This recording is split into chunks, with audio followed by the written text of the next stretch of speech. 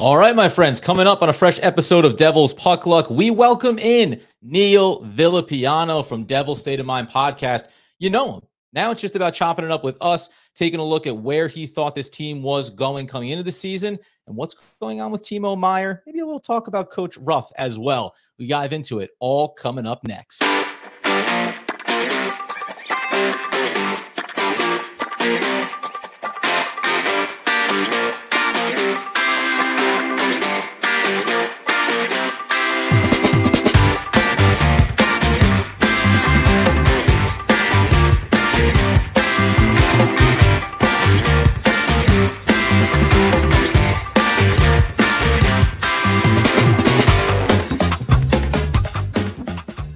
Yes, sir. It is DPL, the Devil's Puck Luck podcast, where, of course, we are your hosts. Over here, it's Adam Marmrick breaking down the Nets over on the Locked On Nets podcast, the Giants on the One Giant podcast.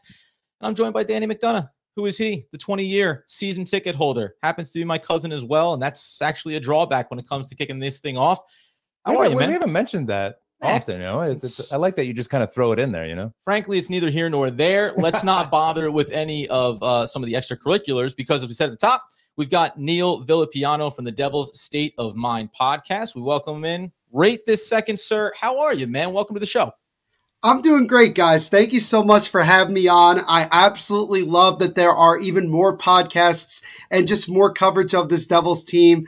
I'm super excited to obviously talk Devils and obviously talk about everything that's going on. I do want to say, though, I am a subscriber of Locked On Nets, so I appreciate the Nets. I am a Nets fan, even when they were still in New Jersey. I'm pretty much a local New Jersey sports fan, so, I appreciate Locked On Nets and everything you guys do over there. But I'm excited to be on here. I'm honored, and I'm ready to go to talk some Devils hockey.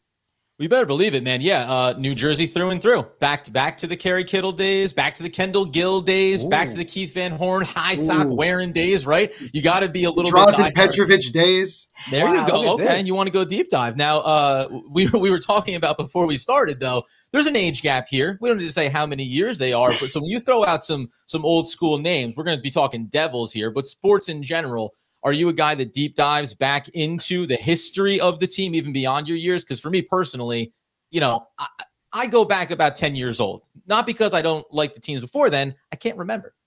Yeah, me too. I can't remember either. I'll give you one good example that probably will answer your question. Fun fact for anybody that doesn't know, Tom Curvers used to play for the New Jersey Devils many, many years ago, was traded to the Toronto Maple Leafs for a first-round pick. That first-round pick became Scott Niedermayer. So you could thank the Toronto Maple Leafs for us getting Scott Niedermayer. There was also a time when the Devils were trying to tank, along with the Pittsburgh Penguins, to potentially draft Mario Lemieux. They ended up second overall and drafted Kirk Muller, which kind of worked out for them anyway. So it all kind of worked out there. What else could I say? Crazy. So you're throwing these names out. I love this. Oh, yeah. Too. It's a younger fan of hearing this too. This is great. Wait, so hold on. First of all, here's the big thing for me. Who is, prior to 2010, your favorite Devil? Prior to 2010. Prior to 2010, that's a really good question. It honestly is. I would say, I'm not going to, it would be very easy for me to say Marty. Marty is my all-time favorite Devil. And, he's the reason that I got into the Devils. He's the reason I got into hockey and started playing the sport, which I can go into greater detail later on. But prior to 2009, I would probably say Peter Sikora. I'd probably say Peter Sikora of the Arnott line, with Patrick Elias and Jason Arnott. And the reason why is because he was a guy, even when he came back to the Devils in 2012, whenever you needed a big-time goal, when your top guys weren't scoring, he would come up and deliver. He'd get those grimy goals, really good at deflections. I always looked at him as a guy that reminded me, when I look at him now, he reminds me of, the way Joe Pavelski plays. The guy stands in front of the net, gets really good deflections. And, we obviously have that big memory. Game 6, 2000 Stanley Cup Final, Darian Hatcher absolutely obliterates Peter Sikora, ends up in the hospital. And he never got a chance at the time to lift Lord Stanley's Cup, but I'm glad the Devils a couple years ago, I think it was right before the pandemic, they gave him an opportunity to take a skate around the Devils ice with the cup. So that was great. So yeah, I would say Peter Sikora. Who's yours going back pre-2010? I just love that Neil's like super well versed too in these old teams. You know, this is great to hear, Neil. I love it. You put him on the spot. I love the fandom too. It's rude. Great. Yeah, I'm also a big Peter Stastny guy as well. In case anybody didn't know, I'm a big Stastny guy. I was shocked when I found out that he had played for the Devils. Yeah, he did. So I have a few. Here's a funny one. Mike Peluso. Remember Mike Peluso, number 8? Mike Peluso from Anchorage, Alaska. Yeah, that's awesome. The bruiser on that team. I loved watching Mike Peluso play. I loved Randy McKay too, watching Randy McKay play. So, you know, those are two guys for me. Dougie Gilmore. Remember Dougie Gilmore? Too? Dougie Gilmore, yeah. He was traded from, I think he was at Toronto at the time. Yeah, he was. Yeah. And it was what, 97? It was. Yeah. 97, no, 98. yeah. 98. He was traded in 98. Okay, I knew it was during the period from 95 to 2000 when Lou would just every deadline get a big name guy. Dave Andrewchuk, you know, Dougie Gilmore. Yeah. And then he even eventually brought back Claude Lemieux, which helped him win a second Stanley Cup. But that was when he was really fishing for those old big names that sort of worked at times. Yeah, I mean, there was the ups and downs of the Lou era, which we all know, but in Lou we trusted, you know, and there's no one like Lou, that's for damn sure, right? Yeah, Adam, what about you though? Who's your guy? No, you mentioned it before. Elias was always my guy growing up. And I know that's like an easy high profile guy. Like you said, you don't want to go to Marty Brodeur because that'd be really easy. There's some, I mean, that whole entire era was great. Niedermeyer was always fantastic, but I mean, it's all the name brand guys. We were there for the 20th anniversary game at the Rock at the Prudential Center. I made the joke at the time. It's funny that these guys are there being celebrated in an arena that they never played in because it's only a 15-year-old arena. But you know, those are for the most part just tied to my memories. Like there's, we talked about this on the show, the difference between sports memories, which they are, but then they also become embedded with like your childhood memories. Absolutely. You know, watching your teams and realizing maybe your emotions are a little bit too hardwired into the successes of what you see them do. I think also another guy that just, you know, really quickly that stands out to me is Sean Burke. And I say Sean Burke because, and a lot of Devils fans, especially people my age, but it's interesting that I know this. He was one of the first Devils goalies that people really loved because he had done really well with the United States national team. And then he came to New Jersey and helped the Devils get into the playoffs for the first time in franchise history in the you know, mid to late 80s. He was a really good goaltender. Like he wasn't, obviously he's not a Hall of Famer by any means, but he played a pretty long time. And he was kind of one of those first guys that New Jersey fans really, you know, rallied around and was a big factor in helping the Devils go from the quote unquote Mickey Mouse organization to being a respected franchise in NHL history.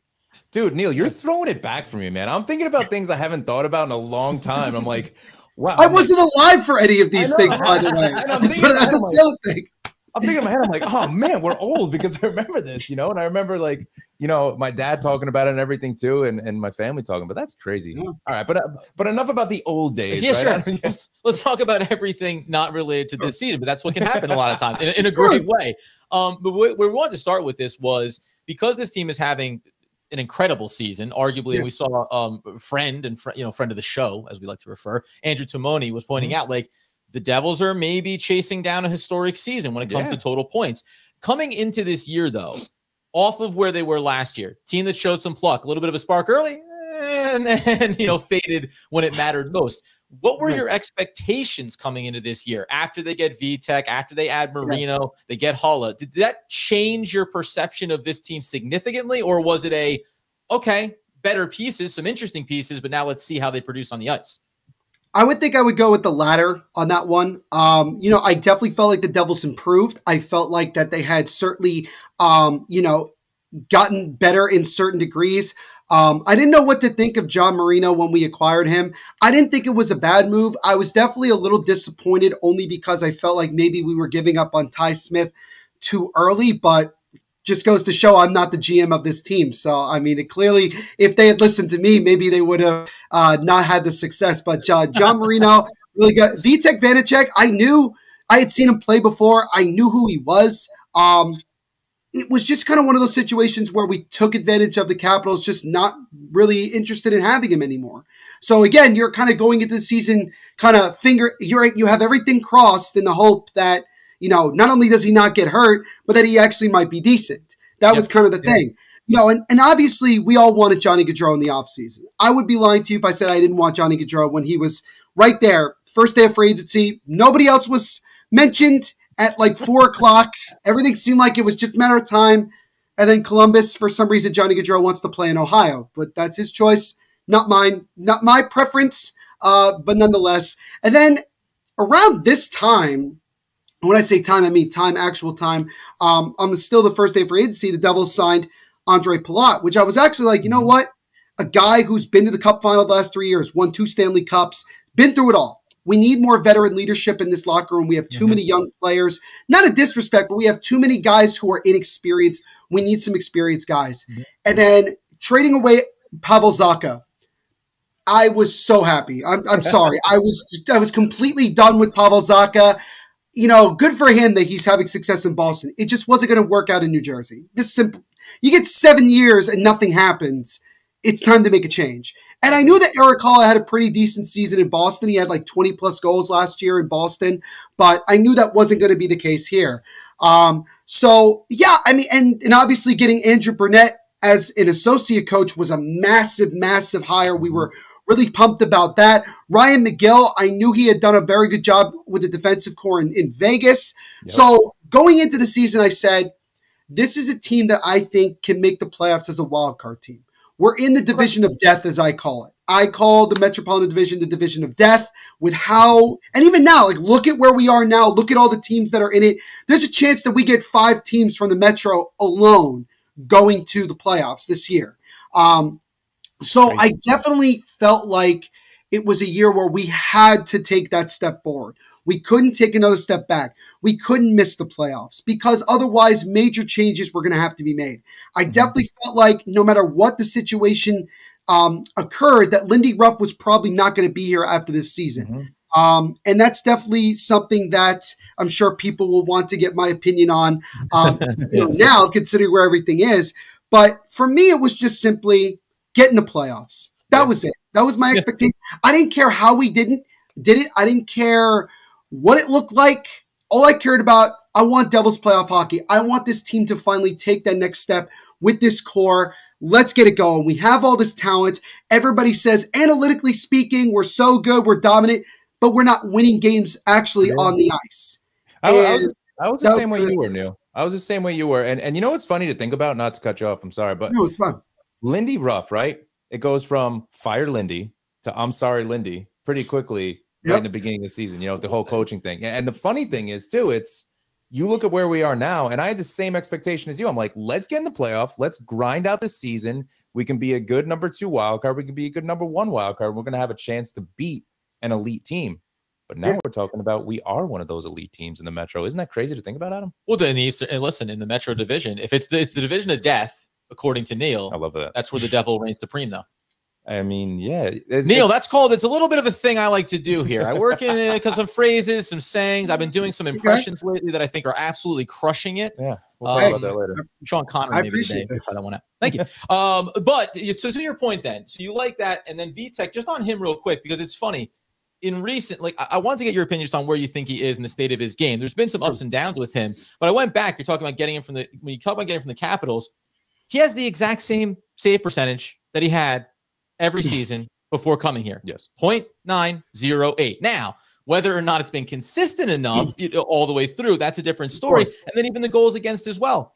They're actually gotten better, right? Marginally better from 2.69 down to 2.52. Like, do you think that the fan base is being reasonable? And we've had the discussion when he has struggled, but I'm hard pressed to consistently point solely to him. I find when he struggles, the team is usually struggling as well. Like there is a balance here. Yeah. We've been excited about Schmid, certainly. Like I can have that conversation and not necessarily hate the idea of playing the hot hand when it comes to the playoffs. But it feels like Vitek, as we mentioned, Ruff there, they're both kind of riding the wave of how is the team performing? You're one of the first guys we're going to point to. And he's obviously been in a lot of situations where you look at his performances and say, if you're going to be that guy for us between the pipes, then there are moments like 2 games ago, not the last game, but 2 games ago, where he said, holy crap, there you go, stepping up in big spots throughout the game.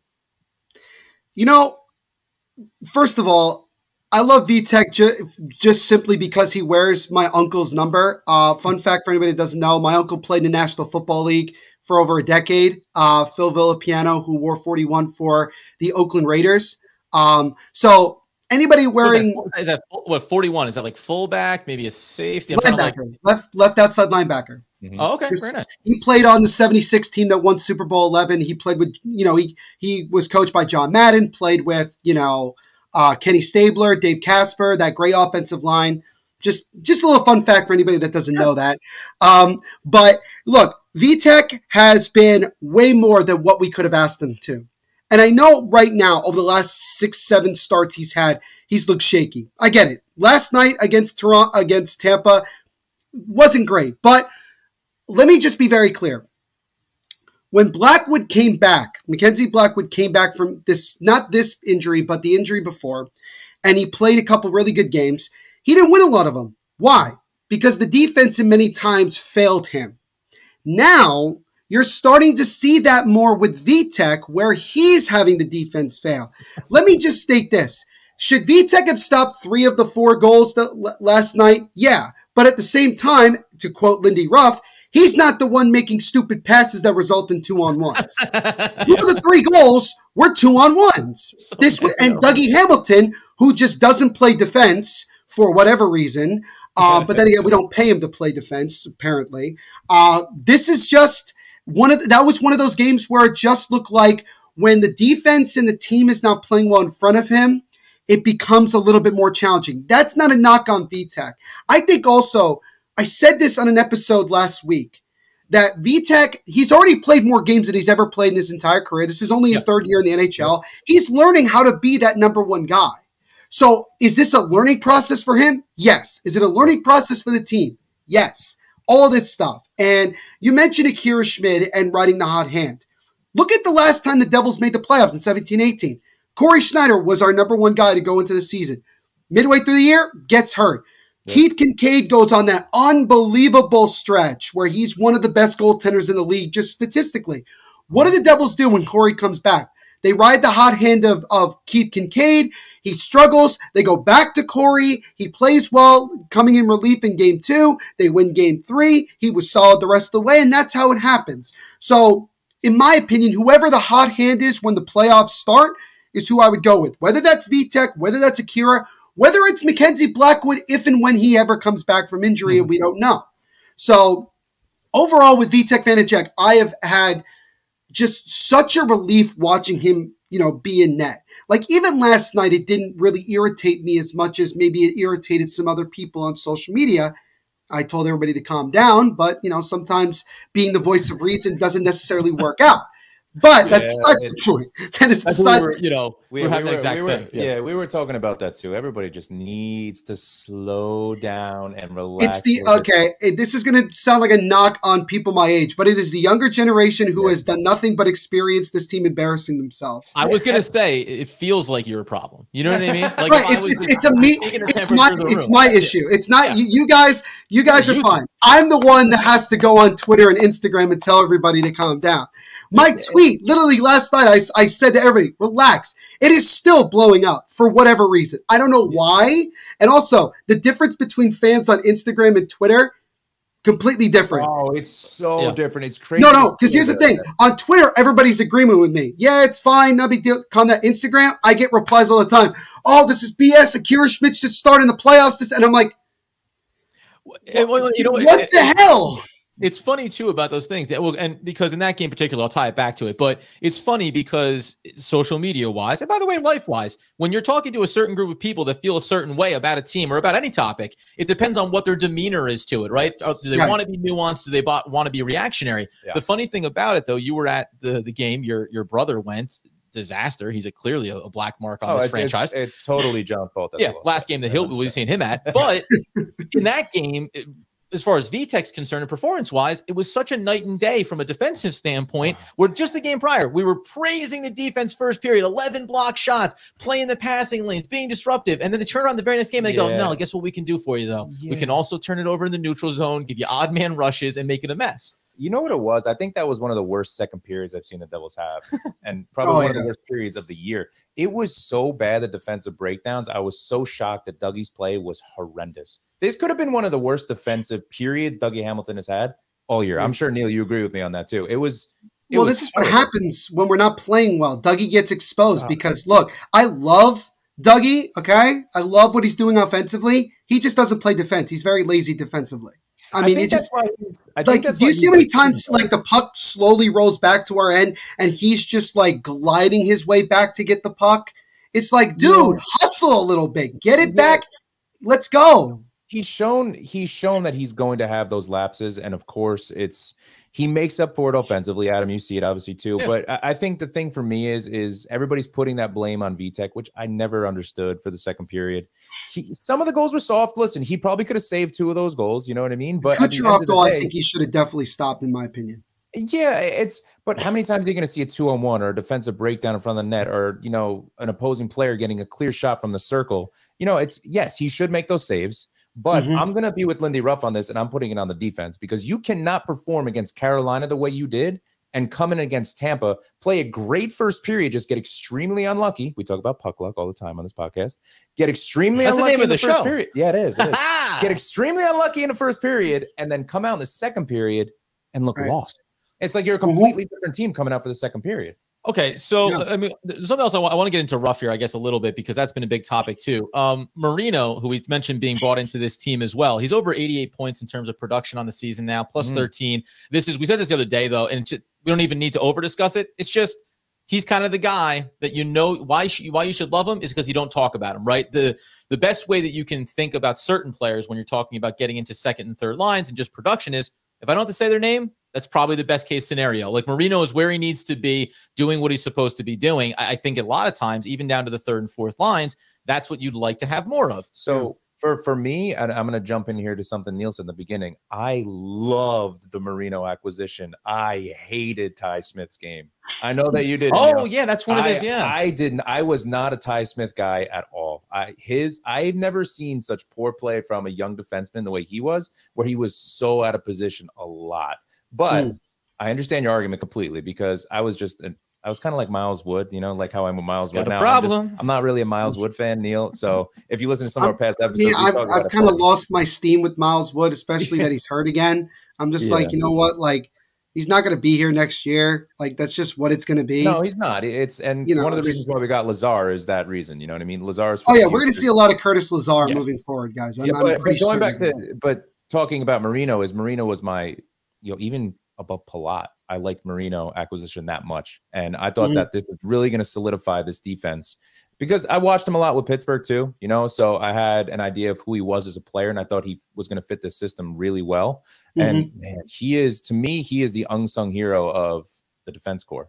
Yeah. He really is. And coming back from injury, he had like 3-4 games. He wasn't getting as much ice time after his injury.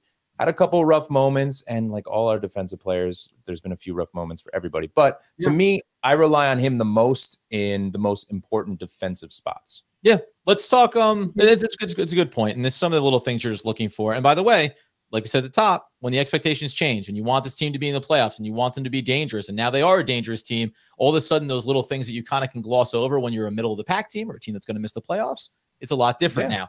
Before we get into Timo, is it ironic, by the way, guys, just really quickly, is it ironic that we acquired a dude with the last name Marino from Pittsburgh?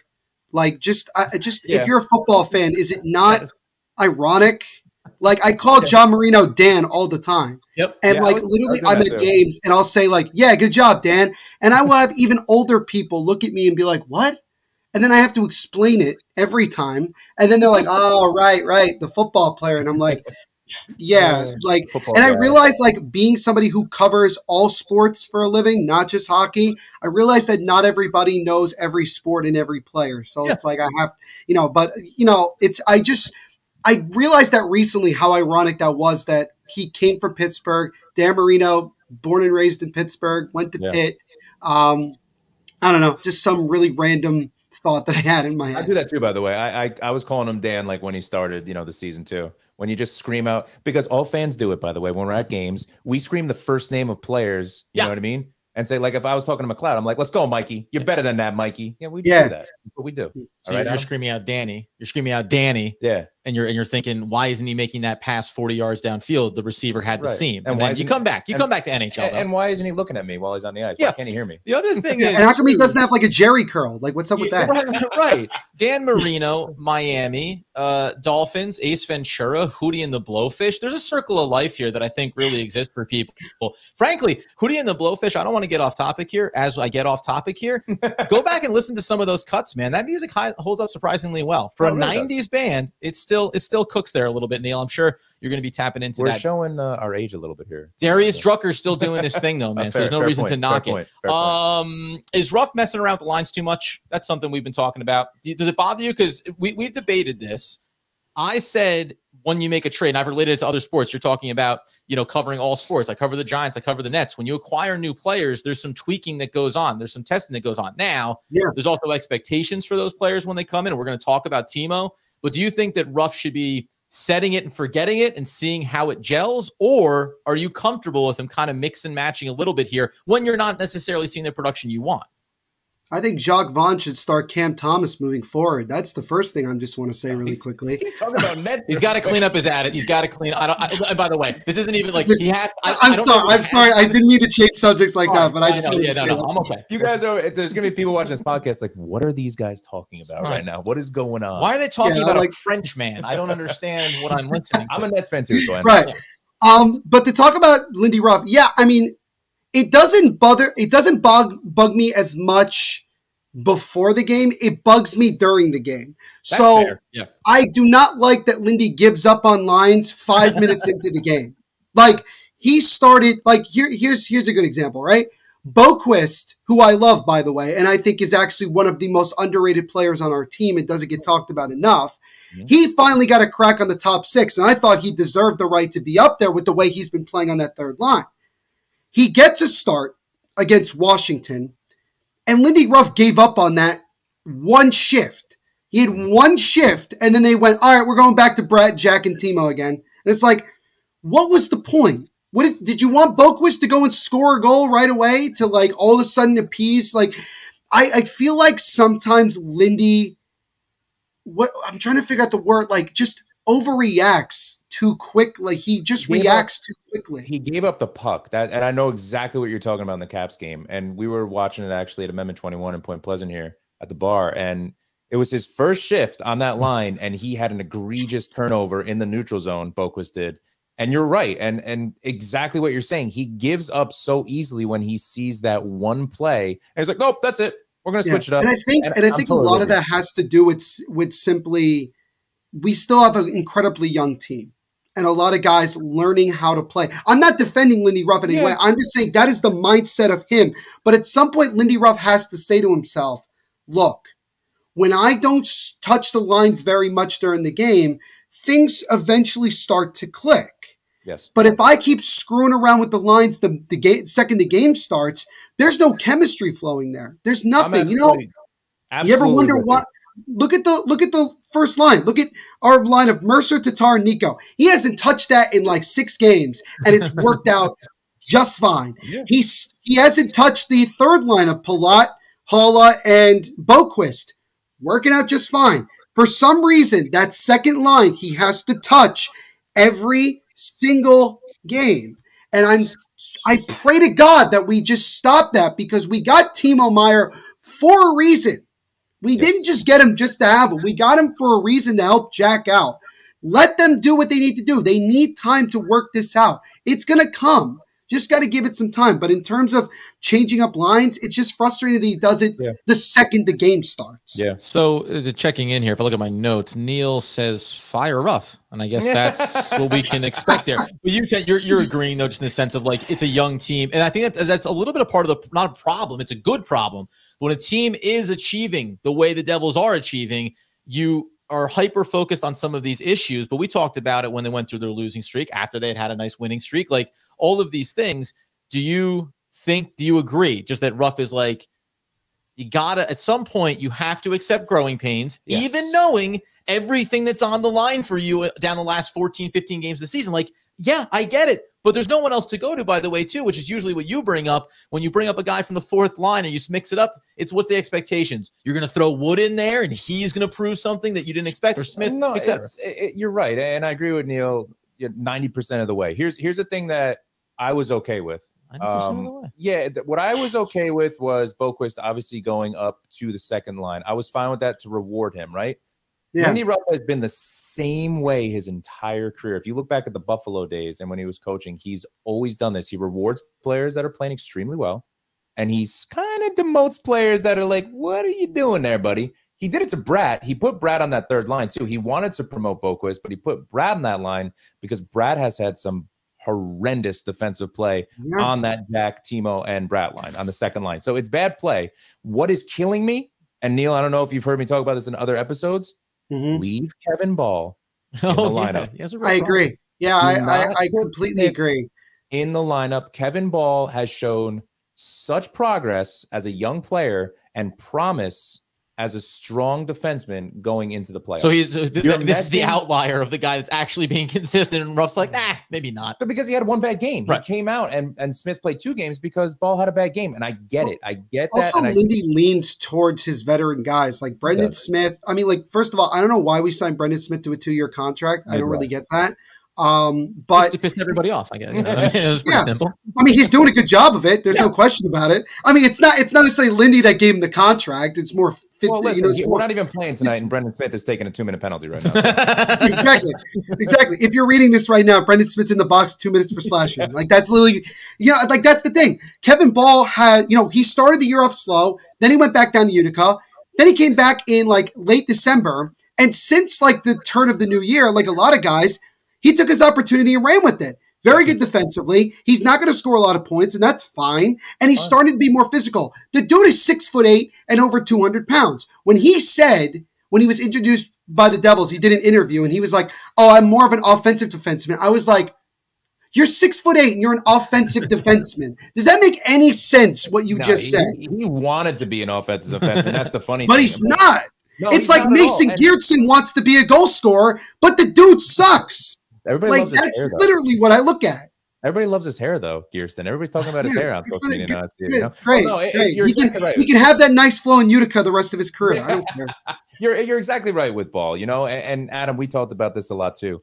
What the Devils needed, obviously, with acquiring Timo especially, was that physicality. And he is a piece of that physicality, Ball. And he's been really, really good against the boards, which I love seeing. That's probably one of the most important parts of his game, is winning those puck battles in the deep parts of the ice. Let's talk about Timo. That's obviously the thing to close out our conversation here with, by the way, Neil from Devil's State of Mind. It's scrolling across the bottom of the screen in case anybody doesn't know about it, and we're having a blast doing it. So hopefully this will be the first of many crossovers we get to do. Absolutely. Timo, from a physical offensive player, did lay a nice hit in what was a bad loss against Tampa. Here is Timo Meier with 1 point and assist. He had the shootout goal, obviously, against Washington. He had just 1 goal in his final 5 games with San Jose as well. What is more surprising to you? The initial lack of production for him as he gets acclimated and figures things out with Jack Hughes and whoever else Ruff wants to mix and match there, or some of the mistakes we've seen from him? There's been some dumb penalties. There's been some bad turnovers. Like, I think just from an expectation standpoint, it was, well, you're coming in to alleviate the pressure on Jack Hughes and let him play freer hockey. That hasn't quite materialized yet over a very, very small sample size. I think it's more of the fact that he's taken almost a penalty in every single game he's played. And some of the bad passes. I mean, look at the Mitch Marner goal that the Leafs scored last week. What happened? It was Timo just making a dumb pass that resulted in a breakaway chance for Marner. It's like the simple mistakes. And you say to yourself, why is he doing that? Well, it's a combination of this. First and foremost, it very rarely happens that a player of Timo's caliber, or even a guy like Patrick Kane, immediately goes into a team's lineup and immediately rocks the world. Now, Timo got a goal in his first game. Everything's fine. Every day he got himself, an assist. He's slowly getting there. But Todd Cordell of Inferno Access put this out either last night or early this morning. He had said straight up that from an analytical perspective and just everything, Timo Meier has had so many opportunities to score. He's had a lot more bad luck than anything else. So if you look at expected goals, he probably should have 3 or 4 at this point with everything going. You can see that the chemistry between Jack and Timo is getting there. It's just that you're asking both of these guys to develop chemistry over the next 15 games and then into the playoffs. And if it doesn't fully work out the first time around, the rest of this way, it's not the end of the world either, because we know what Timo can bring. We know what he can do. And remind you, he had an upper body injury when we acquired him. Who knows what that upper body injury is? You don't get to know. It's the NHL. Upper body, lower body. That's your problem. No, you only get to know. You only get to know when the season's end and you find out Tyler Seguin played an entire playoff year with like a ruptured Achilles or whatever the hell it was. Like that's literally. It's the crazy thing is, I still can't believe that. Thinking about that, that's unbelievable to think about. Neil said straight up, "Tell me, is it really going to be you and me together?" Is that what Timo Meier and Jack Hughes are asking each other? Because who got punished? It was Jesper Bratt. I know it wasn't playing great, but what they weren't going to do was take one of them and move them off the second line while these guys try to figure it out. I'm with Neil on this. They need time to develop. And it goes back to what Neil was saying. This is the patience piece, by the way. The patience piece for the fan base is like... Same thing with having Bratt on that line as well. Like you can't just keep dropping Bratt up and down. Of course, his confidence is not going to be where it needs to be because you don't give him enough chances to get himself going. Yeah, I think it's really Jack that's really pressing the most out of the 3 players. I liked him better these last couple games, even in the loss. He is playing better. I think that when he came back from his injury too, he was just gripping the stick way too tightly. He was just trying to make way too many passes that he didn't need to make. And we talked about it in the Canes game. He simplified his game. Yeah, he had amazing forechecking game. He was phenomenal defensively too. So it's all about the simplification of their game. Yeah. And it goes back to what you're saying, Neil. Keep this line together. Let's see them develop. Let's see them work it out. Let's see them figure it out. That's part of the game. That's part of the process. We're not in the playoffs yet, but we're getting close to the playoffs. So if there's going to be mistakes, now's the time to make those mistakes. And Adam, when we were at the Canes game, we're like, this is like a completely different player. Yes. He was calm. He was relaxed, but he got that confidence by scoring that goal that quickly. I got to be honest with you too. There was nothing more poorly timed on my part than following the trade when we said who's going to benefit the most, and I was like, baby, it's got to be Jesper Bratt. And within about 16 seconds, they were like, we're going to put him down the third line. We're going to take him off this one. So it was like that's a part of the expectations too. And frankly, I think it's one of the reasons why the fan base does start to get a little panicky is because if your coach is going to be making those kind of quick adjustments, it's signaling something. At least you think it's signaling something. It's more mind games with Ruff and trying to punish players and inspire them to get back on track. And that's fine. Like whatever your approach is, I'll judge it based on what the results are. But there is a little bit of that, I swing with the tides here. And that's what makes the fan base react that way. And keep in mind here as well is that while the Devils haven't officially clinched a playoff spot, they're still very much in a comfortable position. Right now, what I think is going on is that Lindy Ruff is trying to figure out what is going to work once we get in the playoffs. That's why you keep seeing different things happening. He's trying to figure out what it is. Bryce Salvador said it last night that this team needs to treat every last of these 15 games, so regardless who they play, like it's game 7 of the playoffs, because you have to have the mentality. And it's hard too, because you guys talk about Jack is gripping his stick. He is, I think, starting to feel the pressure, not because he's the star player and everybody's going to go after him, but because we're going into the playoffs. Yeah. And now we got to get ready for that. And you have 3/4 of your team who have never played in the playoffs, let alone even come close to a Stanley Cup. They showed a stat last night. We have one guy on this team who has won a cup, and that is a lot. You don't count John. Come on. You don't count Jonathan Bernier because he hasn't played all year, so he don't count. But that's what I'm saying.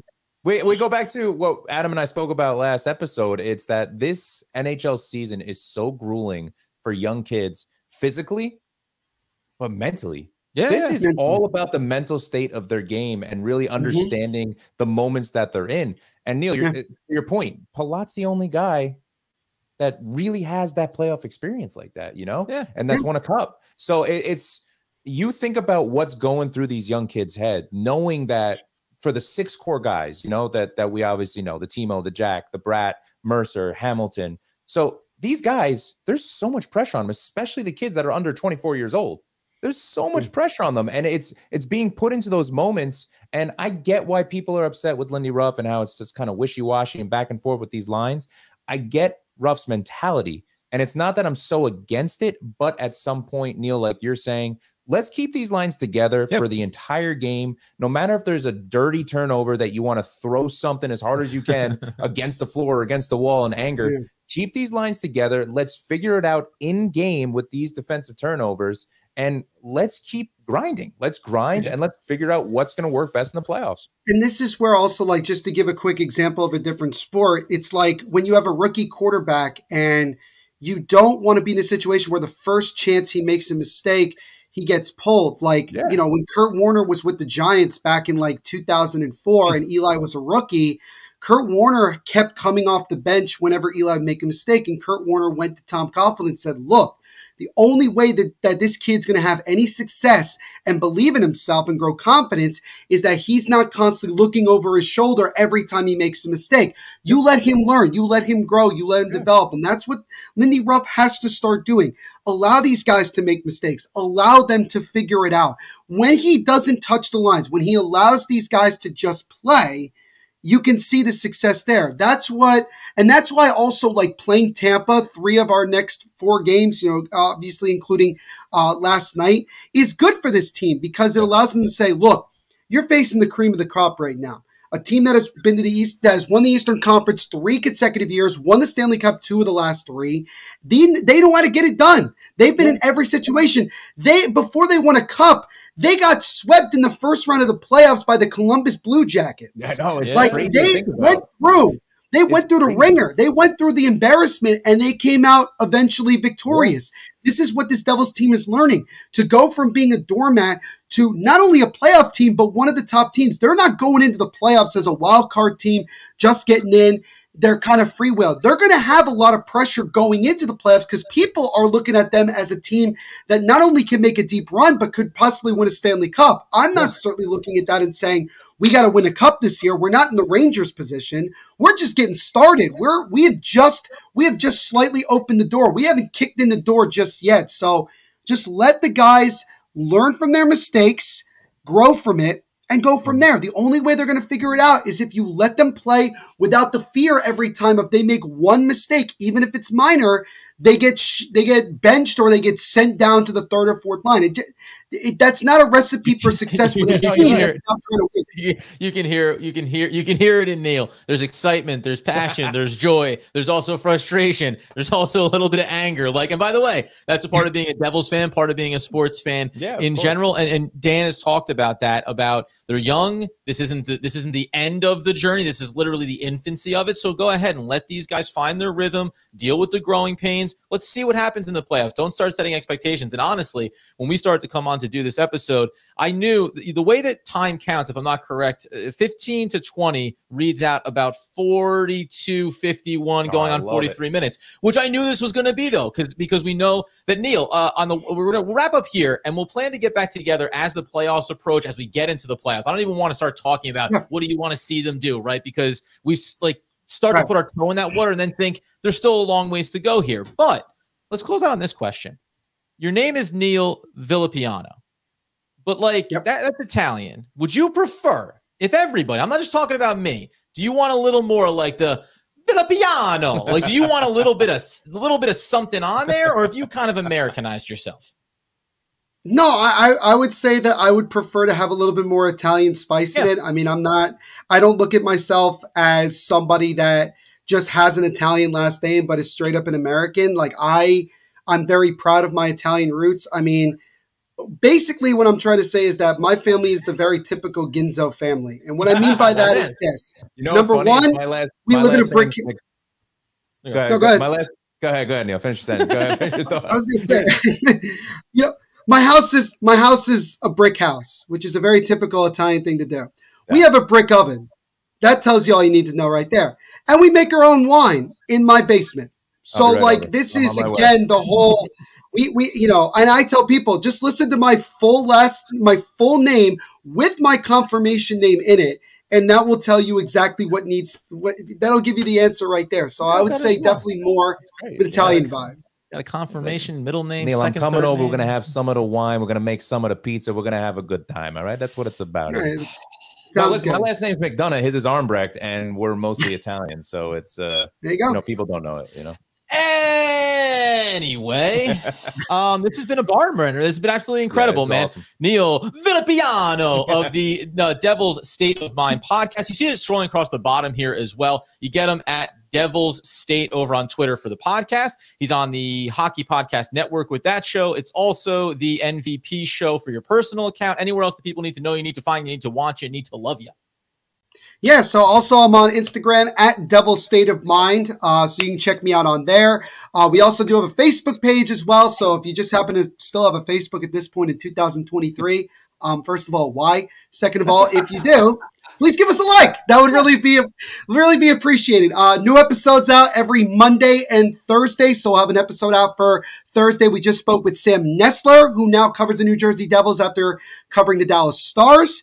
And you can find the podcast wherever you listen to podcasts. Just search Devil's State of Mind. And if you're on Apple or Spotify, do yourself a favor and give me a 5-star rating. And also give a 5-star rating to these two beautiful gentlemen right here as well. We really, really would appreciate it. And tell them that your boy Neil Villapiano sent you over. And yeah, that's all I got to say. Other than that, just sign up for DraftKings Sportsbook, the official sports book of the Devil's State of Mind podcast. Use promo code THPN. Listen, man, that's a businessman. That's a professional. Yeah. It's a pro's pro. Neil, you're the man. Really appreciate you, brother. And we'll definitely be talking throughout the rest of the season and into the playoffs and even in the off season. This is a great relationship that I could speak for Adam. We're looking forward to. I'm looking forward to it as well. And guys, you're definitely coming on Devil's State of Mind very, very soon. So stay tuned for that as well. Ready. You got it. We'll catch up soon, Neil.